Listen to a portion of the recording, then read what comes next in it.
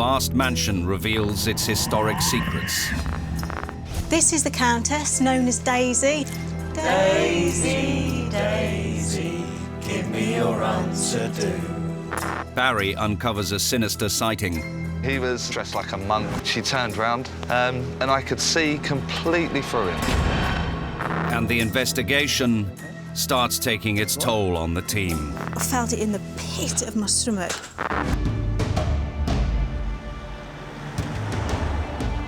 So we're heading to a village called Little Easton in Colchester, Essex.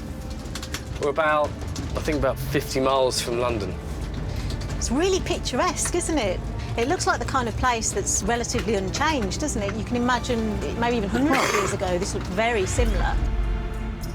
But perhaps it's more than just history lingering here from bygone days. Behind these hedgerows, deep in the countryside, there is a historic house with an unsettling past. Our team of experts have been called in to investigate paranormal activity at Little Easton Manor. Since buying the property in 2018, Andy Mahoney and his partner Mel have become increasingly curious about the unexplainable phenomena that seems to haunt every aspect of the house. About 3 weeks into coming here, we had a very first experience. We were having dinner and we were saying what a lovely evening it was, and, you know, isn't it lovely to feel the place alive again? And with that, there was a ching down the end of the table. And all three of us looked. We sort of looked at it and thought, did you hear that? Not only did we all hear it, but we all knew exactly where it came from. We all came to the conclusion it was 3 glasses of a sort of approval ching. But besides hearing things, the couple have also witnessed sinister apparitions. You see shadows going past the door. On 2 occasions, I've seen a lady that come out of the kitchen. Can only see the top half of her from maybe the elbows upwards. She walked past the dining room to go out. There's a wall there now, but that would have been the entrance. Yeah, very vivid. And they're not the only ones to have had a disturbing experience. A friend of ours came for dinner and she said, can I walk around the house and just see what's here? But on the top of the landing outside our bedroom, she said that there was a very authoritative man. And he had said, get downstairs, woman. It seems this part of the manor attracts paranormal energy. One evening, as I approached the stairs, I heard the noise of a party. No music, just lots and lots and lots of talking. And it come from every direction of the house. I moved towards the staircase to go upstairs, and then it stopped dead. It's the unknown. You know, we don't know, so it'd be lovely to know just what's happening. Everything that I've seen gives me cause to question it, and I can't come up with an answer. Hoping to provide Andy and Mel with answers, our paranormal team are closing in on the location. Well, we're round the corner, less than a mile away. Yeah, I'll probably pick up more when we get closer and when I get there. Medium Chris insists he be kept completely in the dark about all aspects of the investigation. You guys don't give me any information. The production company doesn't give me any information. I don't even know the city, the town, or where we're going. I don't need it. I don't want it. For me, it's just got to be all neutral. I go in there and whatever I get, I get. But it's interesting because, like, last night, a woman kept, like, appearing in my head. I kept getting an image of a woman. Seeing this woman, and she just kept staring at me. Oh, this is it. Little Easton Manor. Look at these gates. So this would have been a manor house, isn't it, I suppose? So this was like a mansion? Years ago, yeah. There's children. I see children running around playing. You see children? Yeah. It's residual energy. Let's go check it out. Wow, look at this place. Wow, wow. Look at these gardens. It's massive. Listen, I'm going to go meet some people that have had paranormal experiences here, and I'll catch up with you guys later, OK? Cool. Well, while you do that, I'm meeting a lady called Maggie. She's part of the local historical society, so hopefully she can give us some clues as to what might be going on. And Chris? And then I'll do my walk around, then I'll meet up with you guys afterwards. I'm excited. Let's do it. Come on. See you later. As Barry and Jane head off to find out more about Little Eastern Manor and its paranormal history, I begin my investigation. Immediately, I'm drawn to a female presence.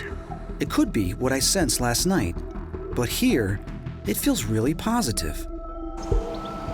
I just want to completely absorb what is here and what may have been here at one time.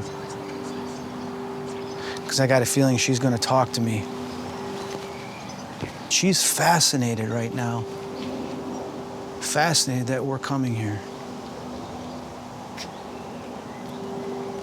So I think we may have a spirit that's going to easily speak with us.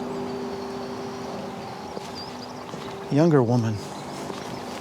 Something about her, she really liked all the flowers. They were kept really well. This property clearly has a long history. So while Chris gets a sense of its possible spirit residence, I'm meeting historian Maggie Stevens to try and uncover more about its past. So, Little Easton, or Estaines Parva, as it was known, it was once a hamlet in the northern confines of the Great Forest of Essex, which stretched from London virtually up to Thaxted. After the Norman Conquest, there was a fortified dwelling here next to a little Saxon church. Wow, so this goes right the way back then. We're not just talking sort of Middle Ages here. No, it's very, very deep roots. Parts of the manor seem quite modern, but Maggie's brought along a couple of pictures to illustrate how it's changed over time. All of this was a medieval fortified enclosure, a manor house and other buildings, a chapel. That's quite romantic. It is, isn't it? It's beautiful with all the towers. Yeah. This is the house back at the turn of the 20th century. Even though a lot of it has been rebuilt and restructured, there are long roots to the past. As Jane explores the building's history, I'm in the grounds with fisherman Charlie Kelly, in the exact spot where he witnessed something terrifying. It was getting late on in the evening, you know, and you got the bats out and that sort of stuff. And I heard footsteps walking along the gravel path. And I thought to myself, who on earth is this? I started to make my way out of this little hut. And a man walked right past me and made his way to the private no entry sign. So I shouted out to him, "Oi, mate, you're not allowed up there." To which he turned round, and I could see completely through him. He was dressed like a monk, brown robe, with like a curtain tie back, you know, like a little rope that sort of tied round him. That was it, pair of sandals. Charlie believes the ghostly monk could be connected to some old abbey tunnels nearby. You right, mate? Yeah. There, and there's the fallen wall. There's a staircase there, quite a way down. Now that'd be worth investigating. I know Chris will be like, "Yo, Barry, get yourself down there, man, and go and find some bats." Continuing my investigation inside, It's this section. I'm drawn to a bedroom where something seems wrong. Why is there a lot of flies in here? Oh. Got flies lined up here and all along the wall. They're all congregating on this one side. On the wall here. I'm concerned. Flies can sometimes signify demonic infestation. Spirits, can you tell me, is there a negative presence associated with these flies? Let me know so I can help you if there is. Spirits, can you tell me, is there a negative... Get out, just get out. Get out, very clear, it's a woman.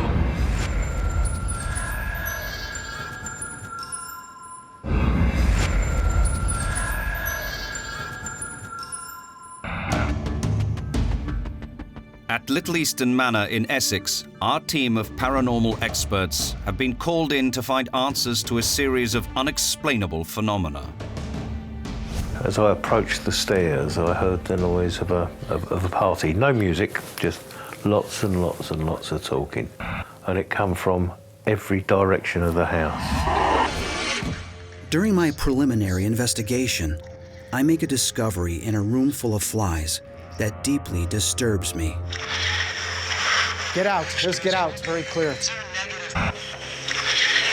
Yes, right there. This is significant. Get out. We might be dealing with something negative here, but it's only got a limited space. It doesn't cover the whole house. This place is absolutely incredible, amazing, steeped in history. Now, I'm going to get back in the camper and I'm going to have a chat with an American guy who had an amazing paranormal experience staying right here at Little Easton Manor.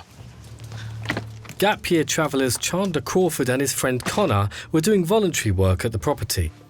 But a few nights into their stay, they had an unforgettable experience. We had heard how there was this storm brewing, and then we were like, all right, it's been a long day, let's all go to bed. And as I'm laying there, every time that I would like look on my phone, you know, and I was like trying to type or add something, just had a very strange feeling. Just like kind of discomfort at the time. The door next to me opens abruptly, and I'm just like, but now it's like somebody was like watching me. Everything was fine until I looked at my phone. So the electrical storm is now raging outside. Tell me what happens then. So yeah, the storm's coming in, we have lightning. Connor is laying down, and from just a peaceful sleep, he just springs up like, he just sits there, and he saw this like 8 to 10-year-old boy kind of like sitting there on my bed and just kind of staring at myself and the phone. But then on the other side of the door, there was 2 younger kids that were like peering their head around, being like, waiting for like, come on, signal. How did it make you feel when you saw them or when you realised that there were these children's spirits in the room with you? So they like took out the Bible and started praying. And then after that, that was it for the children.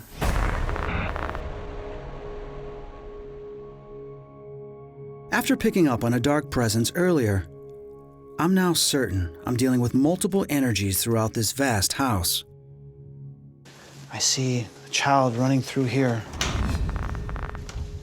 Running through here into this room and then running down to this room. That residual is here. This is the younger girl. This area. Interesting. From my research, I know the property spans centuries. So I'm going to focus on the legacy of the last great family to live here, the Maynards. Unfortunately, the last Sir Henry Maynard actually outlived his son. So when he died, the estate passed to a 3-year-old girl called Frances Maynard. She was known as Daisy. Now, Daisy Maynard was a very fun-loving woman. She became the Countess of Warwick, and famously, she was the mistress of Edward VII. So we can only imagine the lavish parties that she had here. She turned the old tithe barn into a theatre for theatrical friends. She even performed on stage herself. And later on, the likes of George Formby and Charlie Chaplin also performed there.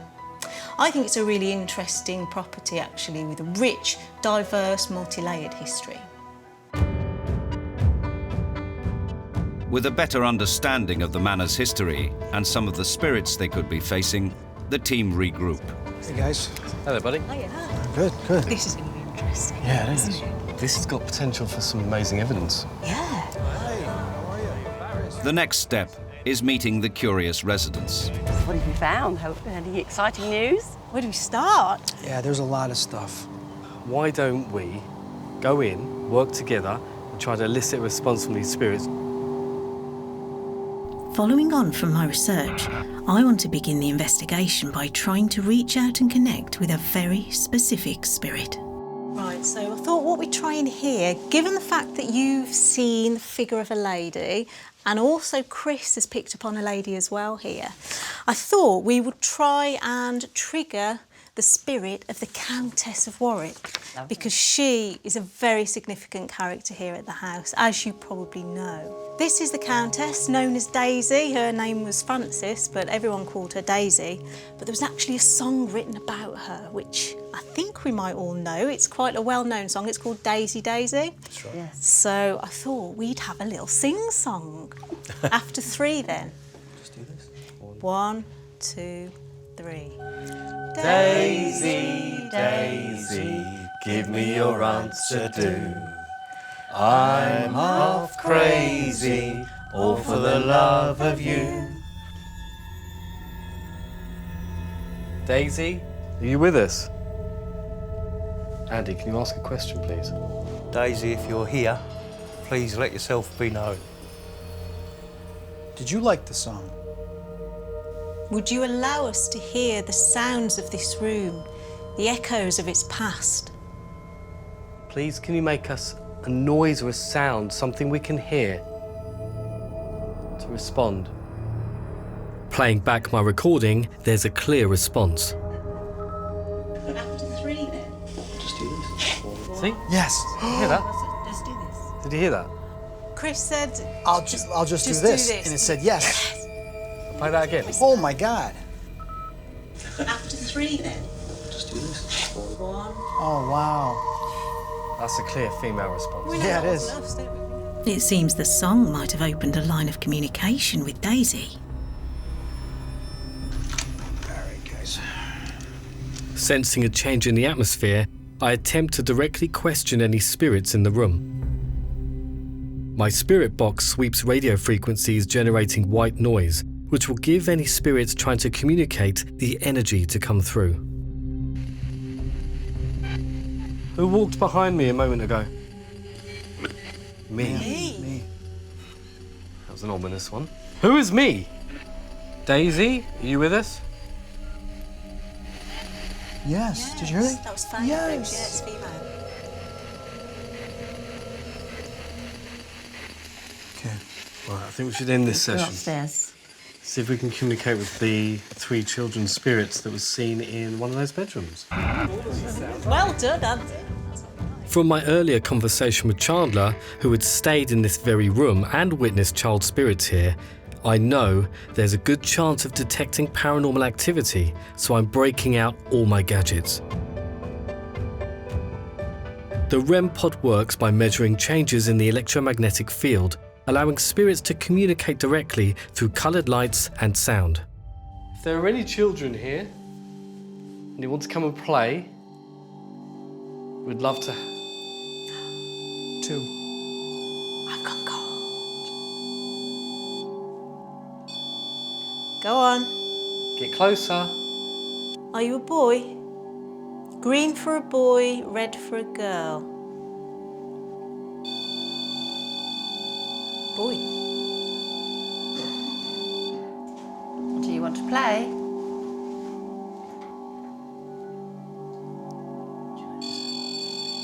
Yes.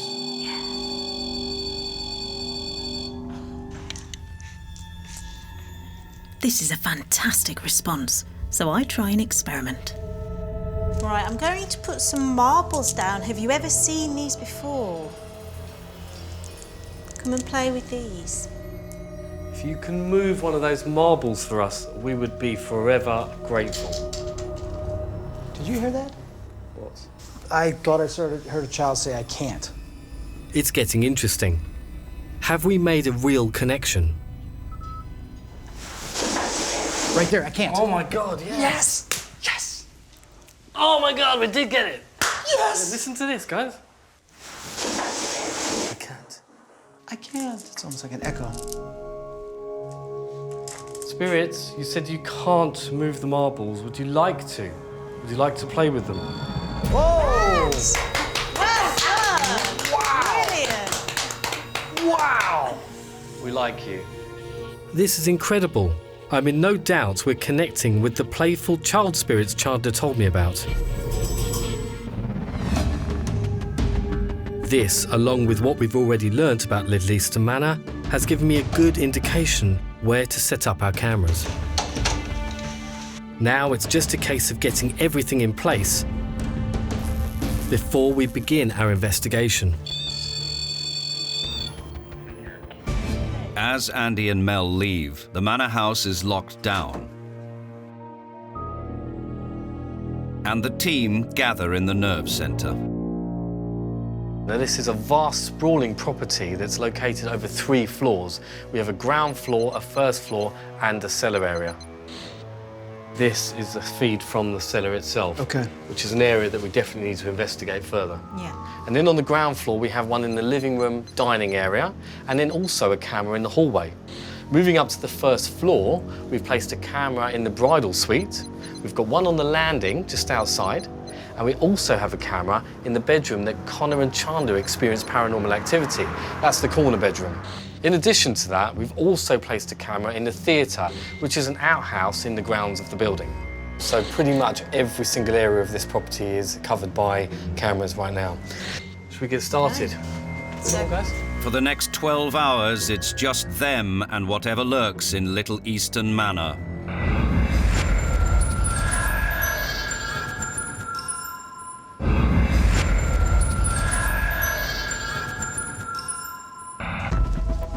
At Little Eastern Manor in Essex, our team of paranormal experts have set up their cameras and are about to begin their all-night vigil.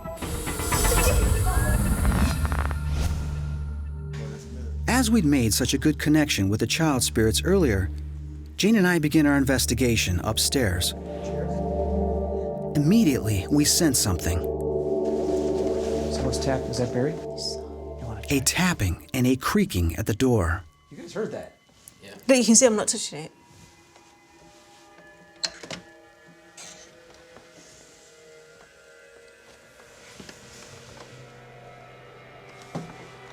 We heard the footsteps and we heard the tap. It was going like that. I can't even do it by pushing it. It's not doing it. And we got that on camera, right? But on further investigation, I realize it's just the floorboard. Oh, there it is. From there. Oh, yeah, listen. I'm shaking the floor. Yeah. And it's doing it. Okay, we just... So, yeah. Debunk. It's a questionable start, and this is easily explained. But it reminds me of something I'd already sensed that was a bit darker. Earlier when we were doing the thing with the REM pod, I kept feeling as if something wanted to channel through me, wanted to speak. Didn't want to do that in front of Andy and his wife. But then also during my walkthrough, I felt the spirit trying to connect with me.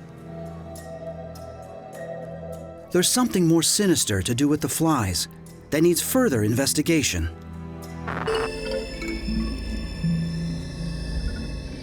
As we've successfully investigated Chandler's story about the kid spirits in the bedroom, I want to follow up on my other lead.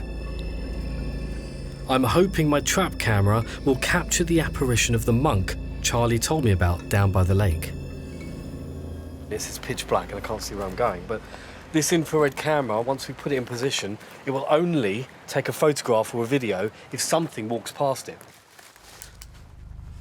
But in the dead of night, in the manor's sprawling grounds, just finding where I was hours earlier becomes an unnerving experience. Oh my God, how am I going to get back out of here? Finally. This seems to be the way in. And that's a wall that's collapsed. I'm going to have to get down there somehow. This goes down quite a way. I'm going to have to place this camera further down the tunnel. This is uncharted territory.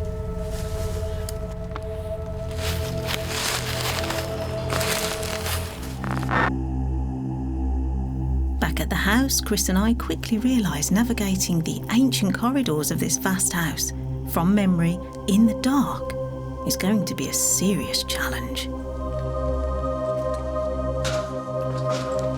On my walkthrough, I'd been distracted by the flies in the bedroom. So I'd not really spent much time in the cellars. But they're a significant part of the property, so I know they need investigating. This looks like it was part of a much older building. Down in the subterranean footprint of the manor, I start to feel an unnerving presence. Just got a really sharp pain in my head. Did you really? But as you were talking, yeah. Ooh, yeah. That. Okay. Just Piercing. Minutes later, moving through the cellars, I'm hit by waves of nausea. It's like on a boat. You feel like it all shifts. It's not It does. at all. It messes with your equilibrium when you're in here. From my research, I know this is an historic site. The current house has been rebuilt on older foundations. But one of the few things that remain the same are the cellars. We are now standing in the most ancient part of the whole estate. The feelings we're getting in here is not a good one. Why do I keep... Like something's poking my neck.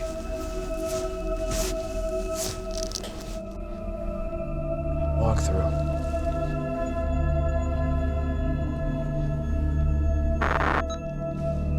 Did you do that to Jane with the headache, the piercing?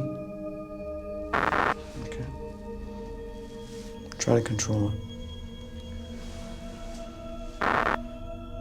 You don't have permission to go in the house, do you? So you stay under here.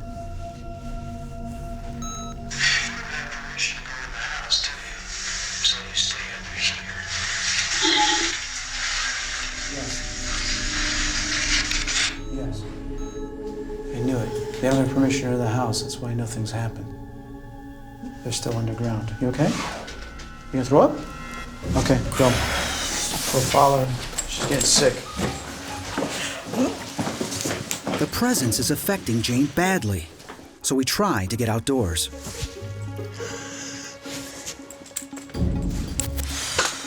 All right, talk to Hear that me. fast mouth beating? Oh yeah, boom, boom, boom, boom, boom, boom. I felt it in the pit of my stomach, and then I just couldn't. What will happen sometimes with negative entities, either they'll instill an overwhelming sense of fear or a sense of dominance over your body.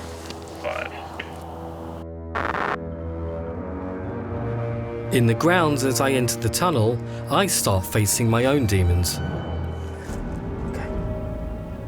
I don't like it down here. There's something moving in there.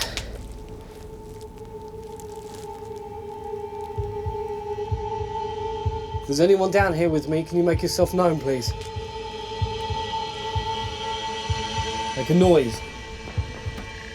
Come on. I can hear you. Who are you? Can you make yourself known?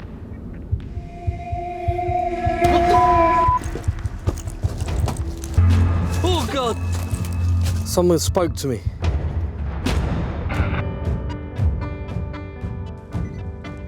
Outside the manor, while Jane recovers from an ordeal in the cellar, I come to a decision. Need to go back down there and I want to confront them. I need to know how they got here. See, this stuff doesn't scare me. This is the thing right here that I live for. When you grew up as a child and you experienced these things, and then you experienced them over 10 years ago, and you realize what they are, you just confront them.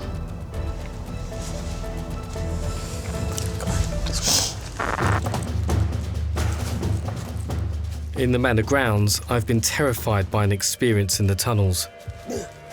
As I make my way out, Someone spoke to me. I'm trying to make sense of what just happened. It was a whispered word. All right. I'm not running away yet. Come on. I heard your voice. This... I heard it again. There's no doubting that. I know what I just heard. It was the same whispered voice. That's twice. and I've got to go back down there and get the trap camera later. Listen. No, I can't even speak.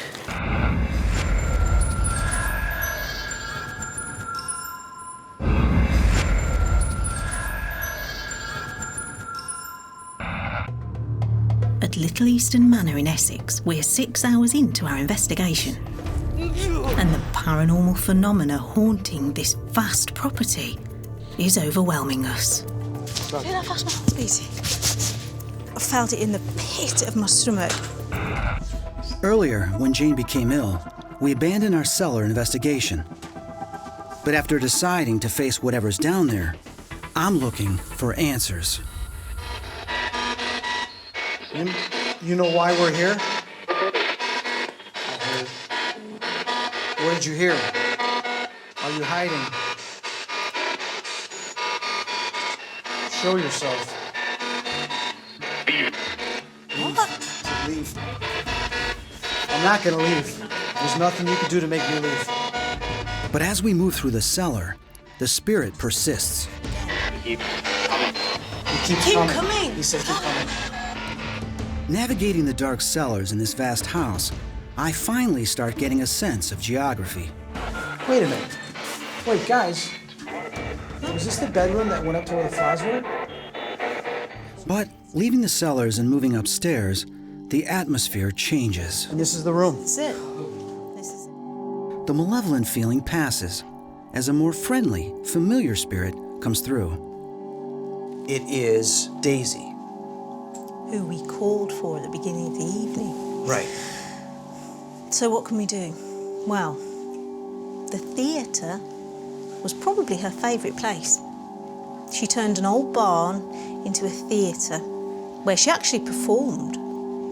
So why don't we go and get Barry, go to the theatre, maybe take the SLS camera as well, Yeah. and see if she'll speak to us in there. All right, let's do it. Yeah. With a plan in place, heading out into the grounds, Barry shocks us with an account of his recent ordeal. I've just had the most mad experience ever. In that tunnel, something whispered in my ear. That's amazing. You heard that in real time. DVP, direct voice phenomena. Right. Right, so we're heading towards a 15th century tithe barn originally. Of course, we know now it's a theatre. So there'll be some different energies in here. It's warmer. Oh my God, that's good. After what I've witnessed tonight, this is a completely different atmosphere.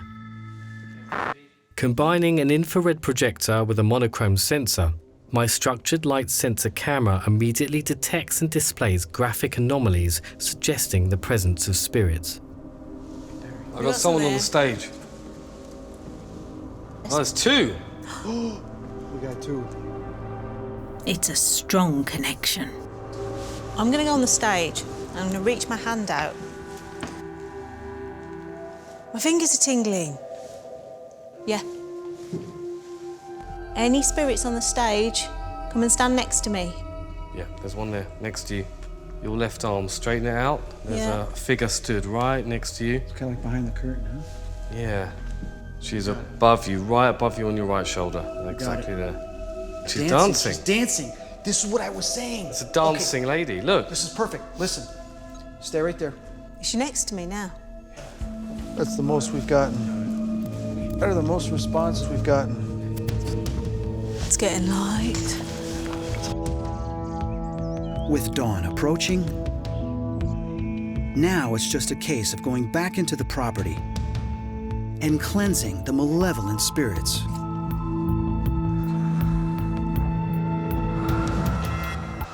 Did you hear that? Yeah. This is where Jane was feeling nauseated. So this is the place to do it. The center of it all. They're waiting. But going back into that room, the malevolent forces renew their attack, throwing my mind into confusion. I fall under their spell. Wow, sorry, I'm getting like disoriented in here. All my words are getting mixed up. Ah, come on. What am I doing? I'm feeling completely drained, and then my thoughts are being fragmented where I'm forgetting. But battling the oppressive atmosphere, I refocus on why I'm here and start exorcising the negative spirits. I cancel all demonic assignments on any of these people that live here. I command all demons must be removed from this place. You do not have permission to ever be here again. I'm going to bless down here with holy water and with blessed salts. Yeah, you guys don't like this, do you? One final thing. Those that do decide to stay, you must protect this home and the family that lives here, so that this property and that what remains here flourishes in peace and happiness. Okay, that's it. It's been an intense night, but with our investigation over, we invite Andy and Mel back into their home to reveal our discoveries. So Andy, Mel, now you asked us here to help provide you with some answers. Now, during our investigation, we encountered lots of different energies, lots of different spirits. Now, the first thing we did was that trigger session here in the lounge. And if you remember, we were speaking to Daisy, the countess. And we tried to communicate with her and we sang Daisy, Daisy all together. Daisy, Daisy, give me your answer do. And we went to the room that Connor and Chandler stayed in, where they had seen the apparition of 3 children. And we had amazing results, didn't we? We had the REM pod going off on command.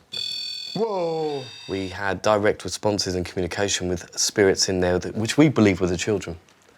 Now, following that, Charlie down by the lake pinpointed a kind of secret tunnel in the brambles, in the forest. So, I went in the dead of night and I got into that tunnel and I went as far as I could go on my own with just a camera. And I had a terrifying experience, an encounter I will never forget. What the Oh, God! I heard in my right ear a whisper, and it was loud. I'm going to play it for you now.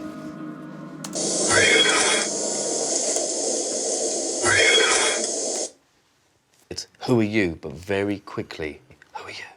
Okay. I'll play you the cleaned up version that's a bit louder, okay?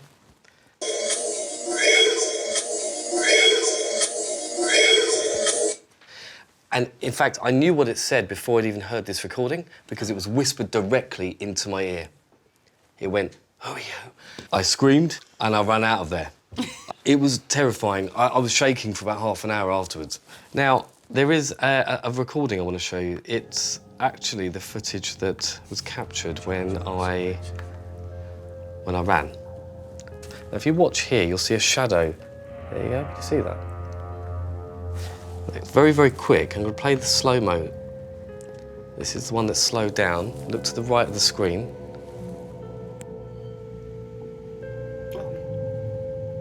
Can you see this very tall shadow? It's here, yes. Now, I was thinking about this logically. Is it possible that one of the crew was casting a shadow of themselves or me because they were using infrared light? The very fact that they were about 20 feet away threw that out the window. There was no other explanation for it. I think that we picked up on an apparition down there. Well, while Barry was having his terrifying experience down in the tunnel, Chris and I went down into your cellar. There are spirits here from various timelines. They spoke to us in stating that there was an issue. There was trouble in the cellar. And this is a spirit telling us something. Second part says in the cellar, and it's a woman yelling it. And the first part says demon. I went up to one of the rooms and I noticed there was an absorbent amount of flies. That is the beginning of an infestation. The beginning stages of an infestation means that there is something negative there that is working its way into the house to try to get into the house. In recognizing this, I asked a few questions, and you're going to hear 3 knocks, and you're going to hear a very loud response. It says, get out, okay? Now, I personally believe when it says get out, it's not talking about us. It's talking about this bad stuff that is in the cellar, that the spirits here are telling it to get out. You don't have permission, and they've been keeping it at bay. And I asked the spirits, what is it you want me to do? Is this a negative entity? Do you want this removed from the house? It says, yes, a monster. They're calling it a monster.